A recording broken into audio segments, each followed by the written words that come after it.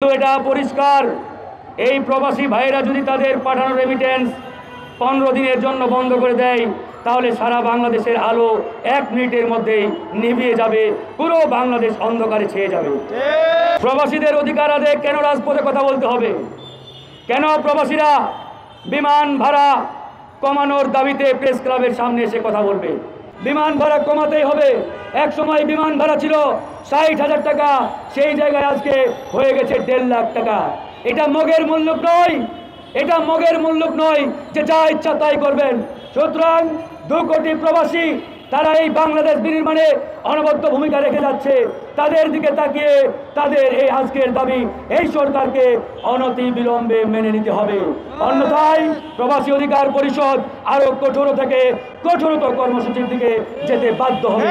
আজকে যদি এই দাবি মানানো হয়, আগামীর কর্মসূচি হবে যমুনার সামনে, প্রধান উপদেষ্টার বাসভবনের সামনে।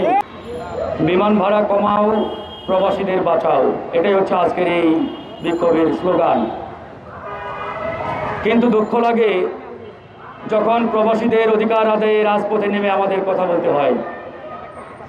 এই সরকারের উচিত ছিল প্রবাসীদের যে সকল বিগত সময়ে সমস্যাগুলোর উদ্ভব হয়েছে, এই সমস্যাগুলো নিয়ে আমরা একাধিকবার কথা বলেছি, বক্তব্য দিয়েছি এবং সরকারকে একাধিকবার আমরা লিখিতভাবেও জানিয়েছি। কিন্তু বড় পরিতাপের বিষয়, এই সরকারকে একাধিকবার জানানোর পরেও সরকারের পক্ষ থেকে কার্যকর কোনো উদ্যোগ আমরা লক্ষ্য করি নাই। কিন্তু এটা পরিষ্কার, এই প্রবাসী ভাইরা যদি তাদের পাঠানো রেমিটেন্স 15 দিনের জন্য বন্ধ করে দেয়, তাহলে সারা বাংলাদেশের আলো 1 মিনিটের মধ্যেই নিভিয়ে যাবে, পুরো বাংলাদেশ অন্ধকারে ছেয়ে যাবে। তাহলে যে প্রবাসীদের পাঠানো রেমিটেন্সের কারণে আজকে সারা বাংলাদেশে আলো জ্বলছে, সেই প্রবাসীদের অধিকার আদায়ে এই সরকার তেমন কোনো কার্যকর উদ্যোগ নিচ্ছে না। প্রবাসীদের অধিকার আদায়ে কেন রাজপথে কথা বলতে হবে? কেন প্রবাসীরা বিমান ভাড়া কমানোর দাবিতে প্রেস ক্লাবের সামনে এসে কথা বলবে? আপনি যার টাকা দিয়ে দেশ চালান, যার টাকা দিয়ে রাষ্ট্র পরিচালনা করেন, আপনার উচিত ছিল তার অধিকারগুলো, তার সমস্যাগুলো সমাধান করে তার অধিকার সবার আগে বাস্তবায়ন করা। কিন্তু আপনারা সেদিকে ধাবিত হচ্ছেন না, সেটা করছেন না। উল্টো আপনারা প্রবাসীদেরকে নানাভাবে হয়রানি করছেন।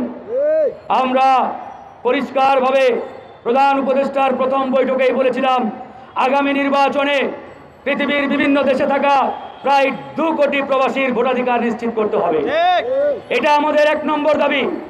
তারা পৃথিবীর নানান দেশে রক্ত ঘাম ঝরিয়ে এই বাংলাদেশে রেমিটেন্স পাঠায়, সেই রেমিটেন্সের টাকায় এই বাংলাদেশ চলে।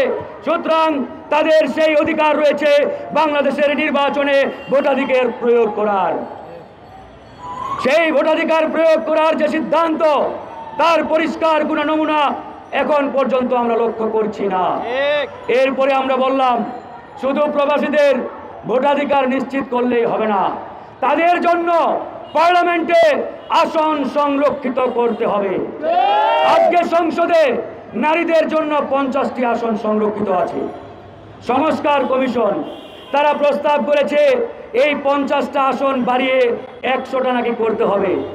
এই সংস্কার কমিশনগুলোকে বলতে চাই, একই সাথে কেন বলতে পারলেন না পৃথিবীর বিভিন্ন দেশে 2 কোটির উপরে প্রবাসী রয়েছে, তাদের জন্য 5 কিংবা 10% আসন বরাদ্দ করা হোক, সংরক্ষিত করা হোক। আপনাদের চোখে এই প্রবাসী ভাইদের হাহাকার হাজারি লক্ষ্য করেন না আপনারা শুধু দেখেন যারা যেদিকে চাপ দেয় সেদিকে আপনারা নুয়ে পড়েন, কিন্তু প্রবাসীদের কষ্ট দুঃখগুলো আপনাদের কান পর্যন্ত পৌঁছায় না। তাই বন্ধুগণ, আজকে গণ অধিকার পরিষদ সেই 18 সাল থেকে প্রবাসীদের অধিকার আদায়ে সোচ্চার ভূমিকা পালন করে আসছে এবং এই ভূমিকা ইনশাআল্লাহ আমরা পালন করে যাব। ইতিমধ্যেই আপনারা জানেন, বিদেশে কোনো প্রবাসী মারা গেলে এর আগে ব্যক্তিগত খরচে সেই লাশ বাংলাদেশে আনা হতো। এই একমাত্র সংগঠন প্রবাসী অধিকার পরিষদের আন্দোলনের ফলে সরকার বাধ্য হয়েছে বিদেশে কোনো প্রবাসী ভাই কিংবা বোন মারা গেলে এখন থেকে রাষ্ট্রীয় খরচে তার লাশ বাংলাদেশে আনা হয়। এই সুফল একমাত্র প্রবাসী অধিকার পরিষদের কারণেই সম্ভব হয়েছে। তো বন্ধুগণ, প্রবাসী অধিকার পরিষদ আমাদের সংগঠন, বাংলাদেশের সংগঠন, বাংলাদেশের 18 কোটি জনগণের প্রাণের সংগঠন, যাদের ভাই এবং বোনেরা পৃথিবীর বিভিন্ন দেশে ছড়িয়ে ছিটিয়ে রয়েছে।